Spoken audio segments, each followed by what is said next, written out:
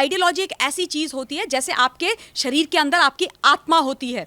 आत्मा निकल जाती है, इंसान मृत हो जाता है, खत्म हो जाता है, उसका जीवन, उसका अस्तित्व, उसका सब कुछ खत्म हो जाता है। आप पंच तत्व में विलीन हो जाते हैं। उसी तरीके से आपकी आइडियोलॉजी होती है। आपकी आइडियोलॉजी आपके जीवन की आत्मा होती है, आपके लिए सब कुछ होती है। जिस दिन आपने अपनी आइडियोलॉजी निकाल करके फेंक दी, आप मृत हो जाते हो।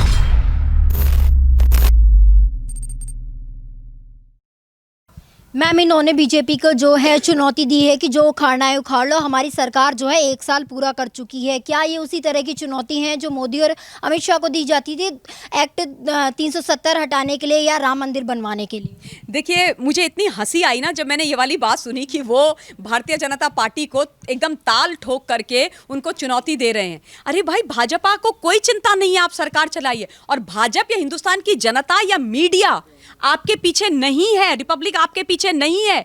कोई आपकी सरकार और सत्ता को नहीं गिराना चाह रहा है। आप स्वयं अपने पीछे पड़े हुए हैं, आप स्वयं अपनी सरकार के पीछे लग गए हैं। आपके जो कृत्य हैं वो आपकी सरकार के पीछे लग गए हैं। आप ये चीज समझने की बहुत ज्यादा जरूरत है। किसी को कोई नहीं है। अगर भारतीय जनता पार्टी को सरकार बनानी होती तो 105 सीट्स तो उनको ही मिली थी ना, सबसे ज्यादा सीट्स, तो उसी वक्त वो बना लेते, उसी वक्त वो कुछ ना कुछ कर लेते।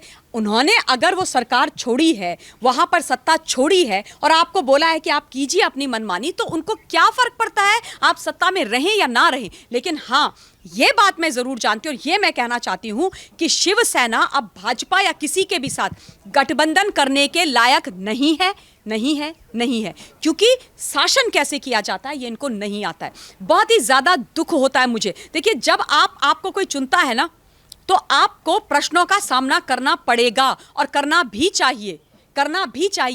वहां के आप मुख्यमंत्री हो, कुछ भी वहां पर गलत होता है, सुई भी अगर हिलती है, किससे प्रश्न करेंगे? लोगों का विश्वास हिल रहा है, कैसे कोई नहीं बोलेगा? और जो बोलेगा उस पर आप झूठे सच्चे अनर्गल धाराएं लगा करके, अंग्रेजों के जमाने की धाराएं लगा करके आप उनको ये डराओगे कि अगर हमसे टक्कर लोगे तो भैया मैं मुख्यमंत्री हूं, मैं राजा हूं, तुम प्रजा हो, तुम अपनी हैसियत में अपने औकात में रहो, वरना ऐसा डंडा चलाऊंगा मशीनरी, सरकारी मशीनरी का इस्तेमाल करके कि कहीं के नहीं रहोगे। लेकिन हिंदुस्तान की जो 130 करोड़ की जनता है वो जगी हुई है और वो सत्य के साथ खड़ी है। इनको लगता है कि महाराष्ट्र हिंदुस्तान का हिस्सा नहीं है, ये अपना कानून, संविधान और विधान बना करके वहां पर सरकार चला रहे हैं। लेकिन हमारे लिए महाराष्ट्र हमारा बहुत ही सम्मानित आदरणीय राज्य है। मराठी मानुष हमारे प्राइड थे, हैं और रहेंगे। परम श्रद्धेय आदरणीय बाला साहब ठाकरे जी हमारा सम्मान है, जिनका ये सम्मान नहीं कर रहे हैं। और छत्रपति शिवाजी महाराज हिंदुस्तान का इतिहास, गौरव, मान, सम्मान है। इसलिए हम अगर महाराष्ट्र के अंदर, हम अगर मुंबई के अंदर कुछ गलत होगा तो डेफिनेटली बोलेंगे, 1000% बोलेंगे, डंके की चोट पर बोलेंगे, बिना थके, बिना झुके, बिना रुके और बिना डरे बोलेंगे। मैम, एक आखिरी सवाल आपसे करना चाहूँगी। जब महाराष्ट्र में मंदिर खुलने की बात कही तो उस पर उद्धव जी बोलते हैं कि जाकर मोहन भागवत जी से कहिए कि घंटी बजाने से और पूजा करने से कोई हिंदुत्व नहीं होता है। तो फिर काहे से हिंदुत्व होता है? काहे से हिंदुत्व होता है? आप ये कहने की कोशिश कर रहे हो कि जो हमारी पद्धति, हमारी परंपरा चली आ रही है सनातन धर्म की, जिसमें हम मंदिर के आगे पूजा करते हैं, दिया जलाते हैं, अपने मंदिरों में जाकर के घंटी आदि बजाते हैं। बाय द वे, घंटी बजाने का एक साइंटिफिक रीजन है। अगर आपको ना पता हो तो आप उसको पढ़िएगा, प्लीज पढ़िएगा। दिया जलाने का भी एक साइंटिफिक रीजन है। हमारे जो मंदिर बनाए जाते हैं, उन मंदिरों के गुंबद आदि जो बनाए जाते हैं, उसके पीछे भी साइंटिफिक रीजन है। हिंदुस्तान की सनातन धर्म की हर पद्धति के पीछे प्रार्थना एक वैज्ञानिक रीजन है। तो आप उसको चैलेंज कर रहे हो, आप सनातन धर्म को चैलेंज कर रहे हो, आप हिंदुत्व को चैलेंज कर रहे हो। अरे कैसे शिव सैनिक हैं ये? शिवजी भगवान का नाम अपने आगे लगाते हो और उसके बाद ऐसी बातें आप करते हो। कितने मदमस्त हो गए हो आप सत्ता में। मुझे इतना दुख हो रहा है कि आप भूल गए, परिपाटी भूल गए, सनातन धर्म भूल गए, परंपरा भूल गए, हिंदुस्तान को भूल गए, हमारी आइडियोलॉजी भूल गए, सब कुछ भूल गए। क्यों? क्योंकि आपको मुख्यमंत्री की कुर्सी में फेविकोल लगा करके चिपक जाना है। जो हिंदुत्व जिनकी आइडियोलॉजी रही है, परम श्रद्धेय आदरणीय स्वर्गीय श्री बाला साहब ठाकरे जी, जिन्होंने हिंदुत्व के लिए जिया और अपना जीवन दिया, उनके सुपुत्र आज मुख्यमंत्री बन गए।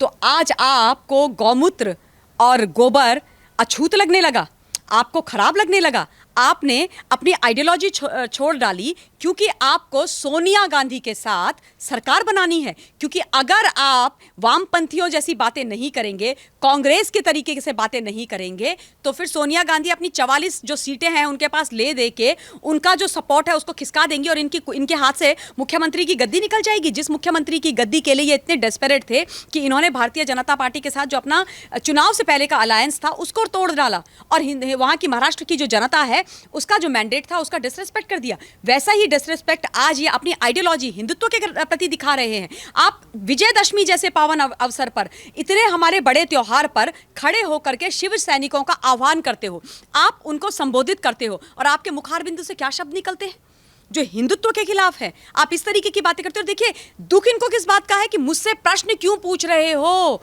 मुझसे प्रश्न क्यों पूछ रहे हो। भैया, अगर मैं कुछ गलत कर रहा हूं या मेरी सरकार कुछ ऐसा कोई गलत निर्णय लेती है या मैं जवाब नहीं देना चाहता हूं तो आप मुझसे प्रश्न मत पूछिए। ये मतलब क्या हो रखा है? तुगलकी फरमान है? मुगलों का वंश का शासन चल रहा है? अंग्रेजों का शासन चल रहा है क्या महाराष्ट्र के अंदर कि आपसे प्रश्न नहीं पूछेंगे? सबसे बड़ा लोकतांत्रिक राष्ट्र के अंदर आप एक प्रदेश के मुख्यमंत्री हो, क्यों नहीं आपसे प्रश्न किए जाएंगे? क्यों प्रश्न आपसे नहीं किए जाएंगे? अगर कहीं पर जनता आपके साथ डिसएग्री होती है, कहीं पर जनता को कोई संशय होता है, कहीं पर जनता को यह लगता है कि यह चीज हमारे खिलाफ जा रही है, हमारे हिसाब से नहीं जा रही है, तो फिर वो जनता आज आपसे प्रश्न भी नहीं कर सकती। किसी भी फॉर्म में करे, मीडिया आपसे प्रश्न नहीं कर सकती, जनता आपसे प्रश्न नहीं कर सकती, कंगना रनौत आपसे प्रश्न नहीं कर सकती, आप हम इनसे प्रश्न नहीं कर सकते। तो भैया, इनसे कौन प्रश्न कर सकता है? मतलब आपको निरंकुश छोड़ दें, ऑटोक्रेटिक छोड़ दें, आप जो है दमन करते रहे और वो चलता रहे, ऐसा होगा क्या? और अगर आपसे प्रश्न किया जाएगा तो आप अपना चाबुक निकाल करके मारना शुरू कर देंगे, आप लोगों को कटघरे में करना शुरू कर देंगे, आप उस आइडियोलॉजी को भूल जाएंगे जिस आइडियोलॉजी के लिए आप जाने जाते थे। पूरे महाराष्ट्र के अंदर आपकी एक आइडियोलॉजी थी। आज मतलब आप सोचिए, जब इन्होंने सरकार बनाई उस पार्टी के साथ जिसके खिलाफ बाला साहब जी डे वन से थे, वो कहते थे कि मुझे सिर्फ ये डर है कि मेरे जाने के बाद ऐसा ना हो कि शिवसेना कांग्रेस जैसी हो जाए, और कभी भी कुछ भी हो जाए मैं नहीं चाहता, ये मेरी इच्छा है। ये बाला साहब जी के शब्द हैं, आर्काइव करके देखिएगा हिंदुस्तान, कि वो कभी नहीं चाहते थे कि शिवसेना कभी भी कांग्रेस पार्टी के साथ मिल करके किसी भी प्रकार की राजनीति करे। सत्ता और शासन में आना तो बहुत दूर की बात है। क्यों वो ऐसा बोलते थे? क्यों बोलते थे? क्योंकि उनको अपनी आइडियोलॉजी और कांग्रेस की आइडियोलॉजी में जमीन आसमान का फर्क लगता था। खैर, कांग्रेस पार्टी की तो कोई आइडियोलॉजी है ही नहीं। कांग्रेस पार्टी की जो आइडियोलॉजी है वो सिर्फ और सिर्फ परिवारवाद है। गांधी और वाड्रा परिवार, वो सिर्फ परिवार के लिए जीते हैं, परिवार के लिए मरते हैं, उनकी कोई विचारधारा नहीं है। अगर आप परिवार को कॉर्निश बजाएंगे, सलाम ठोकेंगे तो आपकी राजनीति चलेगी, वरना आपको कांग्रेस से बाहर का रास्ता दिखा दिया जाएगा। ये हालत है। लेकिन शिवसैनिक की और शिवसेना की तो आइडियोलॉजी थी ना, हिंदुत्व वाली आइडियोलॉजी थी आपकी। आप मराठी मानुष, शिवसैनिक, मराठी प्राइड खुद को बुलाते थे। कहां गई वो आपका गौरव, आपका आत्मसम्मान? क्यों आपको वो याद नहीं है आज? क्यों आप उसके लिए खड़े नहीं हो रहे हैं? एक मुख्यमंत्री का पद इतना बड़ा हो गया, इतना बड़ा हो गया कि आप आदरणीय बाला साहब के, आपने जो उनके जो राजनीतिक आइडियोलॉजी थी, जिस आइडियोलॉजी पर इतना गर्व करते थे, जिस पर उन्होंने शिवसेना खड़ी करी थी, उसको धता बता करके आपने किनारे खड़ा कर दिया, सरकार बना दी। और चलिए, सरकार आपने बनाई, उसके बाद आप ऐसी शब्दावली का इस्तेमाल कर रहे हो। वीर सावरकर जी, जिनके लिए आदरणीय बाला साहब ठाकरे जी हमेशा लड़ते रहे, ये लोग बोलते रहे, और कांग्रेस ने वीर सावरकर जी का हमेशा विरोध किया, हमेशा विरोध किया। आप जाकर के चुनावी उस गलियारे में जाकर के सरकार बनाने के लिए कांग्रेस की गोद में बैठ गए। आप भूल गए वीर सावरकर जी को? आपको याद नहीं आती है उनकी? आपको लगता नहीं है कि आपके करनी और कथनी में कितना फर्क है? और आपको क्या लगता है कि महाराष्ट्र की जनता ये देख नहीं रही है क्या? उनको ये चीजें समझ में नहीं आ रही हैं? इतने बड़े शब्दों का इस्तेमाल आप कर रहे हैं कि मुझसे अगर हमारे बारे में पूछोगे तो उनके मुंह में गोबर और उनके मुंह में गौमूत्र। गाय इतनी पूजनीय, सम्माननीय हम सब के लिए, आप ऐसी शब्दावली का इस्तेमाल कर रहे हो। बहुत ही वेदनाजनक ये बातें हैं। मैं शर्मनाक नहीं बोलूंगी, वेदनाजनक बोलूंगी। खास तौर पर उनके मुंह से ये निकल रहा है जो हिंदुत्व की गाथाएं गाते थे, जो हिंदुत्व को अपनी आइडियोलॉजी मानते थे। 2019 में एक वीडियो आई थी जिसमें संसद में वो खड़े होकर हिंदुत्व के ऊपर बड़ी बड़ी बातें बोलते हैं, वहीं एक साल बाद उनकी पूरी विचारधारा बदल जाती है और हिंदुत्व का मजाक उड़ाते हैं। इसको किस तरह से देखते हैं हम? इसे पूरी तरीके से राजनीतिक मौका परस्ती कहते हैं।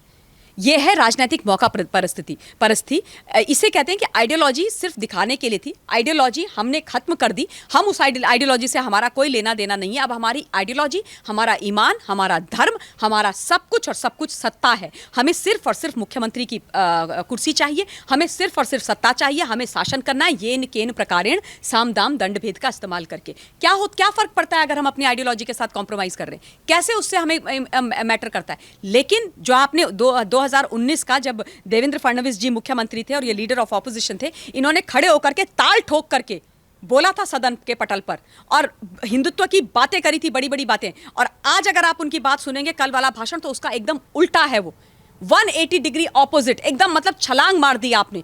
कैसे कर सकता है कोई ऐसे? मतलब अपनी आइडियोलॉजी के साथ कॉम्प्रोमाइज करना यानी अपने जीवन के साथ कॉम्प्रोमाइज करना। या तो आप हिंदुत्व आइडियोलॉजी विचारधारा के व्यक्ति हैं या नहीं हैं, या आप देशभक्त हैं या नहीं हैं, या आप देश और यहां के लोगों का भला चाहते हैं या नहीं चाहते हैं। ये बात है, या आप इस तरफ है या आप उस तरफ है, बीच का कोई रास्ता नहीं है। और देखिए, आइडियोलॉजी एक ऐसी चीज होती है जैसे आपके शरीर के अंदर आपकी आत्मा होती है। आत्मा निकल जाती है, इंसान मृत हो जाता है, खत्म हो जाता है, उसका जीवन, उसका अस्तित्व, उसका सब कुछ खत्म हो जाता है। आप पंच तत्व में विलीन हो जाते हैं। उसी तरीके से आपकी आइडियोलॉजी होती है। आपकी आइडियोलॉजी आपके जीवन की आत्मा होती है, आपके लिए सब कुछ होती है। जिस दिन आपने अपनी आइडियोलॉजी निकाल करके फेंक दी, आप मृत हो जाते हो, आप खत्म हो जाते हो। आपका राजनीतिक सामाजिक जो अस्तित्व है वो जीरो हो जाता है। और ये किसी के लिए भी है, ये किसी के लिए भी है। जो भी व्यक्ति अपने आप को सामाजिक कार्यकर्ता या राजनीतिज्ञ बुलाता है, खासतौर पे राजनीतिज्ञ आप बुलाते हो, आज तक आप इस प्लेटफॉर्म पर पहुंचे हो, किसके बल पर पहुंचे हो? कौन सा कार्ड आपने खेला? कौन सी आइडियोलॉजी आपने चलाई? किस आइडियोलॉजी को लेकर के आप जनता के बीच में गए, वोटर्स के बीच में गए? हिंदुत्व की आइडियोलॉजी लेकर के ना। और आज आपने उसको किनारे कर दिया। क्यों? क्योंकि आपको एनसीपी से और कांग्रेस से, मैडम माइनो से, आपको वहां से उनका पूरा सपोर्ट चाहिए। क्योंकि अगर आप उनके गीत नहीं गाएंगे, अगर आप उनकी भाषा नहीं बोलेंगे, अगर आप उनके तरीके से चीजें नहीं करेंगे, तो वो निकाल लेंगे, अपना हाथ खींच लेंगे और आप घर में चले जाएंगे।